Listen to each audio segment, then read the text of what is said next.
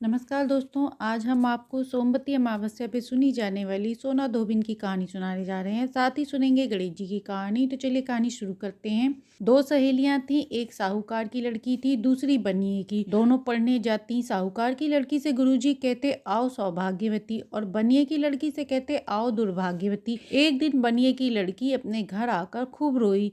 उसके माँ बाप ने पूछा क्यों रो रही हो। उसने सारी बात बता दी। उसके माँ बाप गुरुजी के पास गए। गुरुजी से पूछा आप हमारी कन्या से दुर्भाग्यवती क्यों कहते हैं। तब गुरुजी ने बताया कि तुम्हारी लड़की के भाग्य में सुहाग का सुख नहीं है, इसलिए मैं ऐसा कहता हूँ।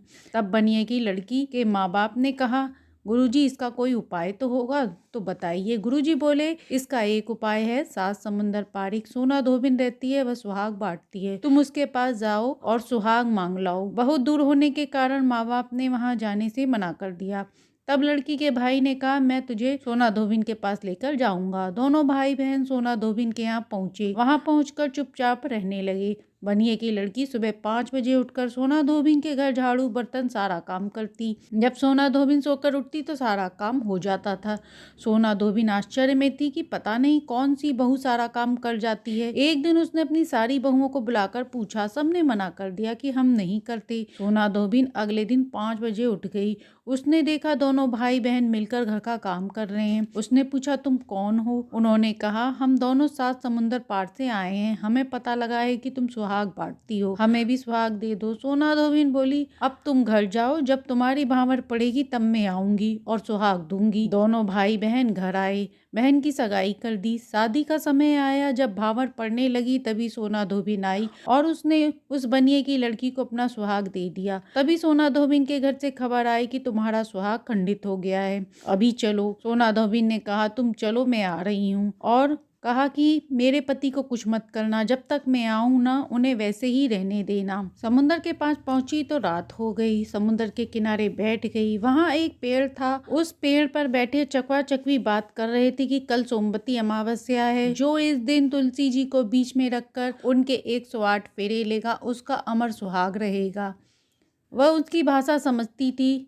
जैसे ही सुबह हुई उसने वहां लगी तुलसी जी के बीच में समुंदर के 108 कंकड़ लेकर फेरे लिए। फिर वह 7 समुंदर पार करके घर पहुंची। जाकर देखा तो वहां हाहाकार मचा था। उसने अपने आदमी के कान में कहा हे तुलसी माँ, अगर आपके फेरे मैंने सच्चे मन से लिए हैं तो इन्हें जीवित कर देना। उसका आदमी हरी हरी कहकर उठ गया। धोबिन बोली पहले जो हुई किसी की ना हो, पीछे जो हुई सबकी हो। तुलसी माँ की ऐसी कृपा है, जो उनके 108 फेरे लेता है उसका सुहाग अमित रहता है। पूजा करने के बाद रोली चावल दीपक भोग तुलसी जी को बीच में रखकर 108 फेरे ले 1 लोटा जल चढ़ाएं। तो ये थी सोमवती अमावस्या पे सुनी जाने वाली सोना धोबिन की कहानी, जिसे सुनने से सुख सौभाग्य में वृद्धि होती है, पति की लंबी आयु होती है। अब सुनते हैं कहानी को पूर्ण करने वाले गणेश जी की कहानी। एक समय की बात है, किसी नगर में एक सेठ रहते थे। वह हैदराबाद गए। उन्होंने सोचा कि मैं एक दिन में 1 लाख रुपए गणेश मंदिर में भगवान को भोग लगवाऊंगा। उन्होंने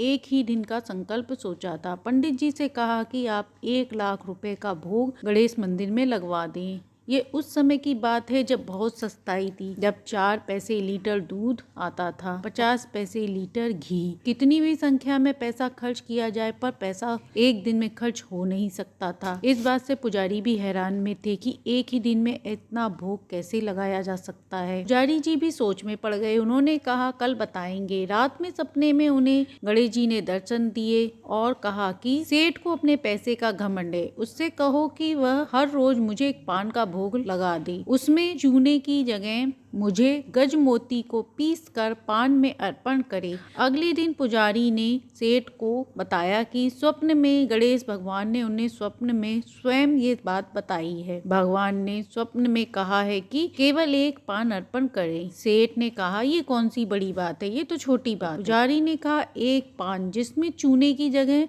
गजमोती का चूर्ण हो। अब सेठ जी सोच में पड़ गए कि गजमोती अत्यंत दुर्लभ होता है, हजारों हाथियों में से एक के मस्तक पर होता है, मैं कैसे लाऊंगा। तब उसे अपनी गलती का एहसास हुआ और वह अपने शरीर से कीमती आभूषण उतारकर साधारण वस्त्र पहनकर उसने 1 लाख रुपए लेकर दीनहीन भाव से भगवान को अर्पण किया और क्षमा मांगी। हे गणेश भगवान, कहानी कहते सुनते हुकारा भरते सबके घर में सुख शांति समृद्धि रिद्धि सिद्धि के साथ प्रदान करें। जो भी कहानी सुने सुनाए उसके घर में संपन्नता दें। तो ये थी सोमवती अमावस्या पे सुनी जाने वाली 2 कहानी। कहानी अच्छी लगी हो तो लाइक एंड सब्सक्राइब करें।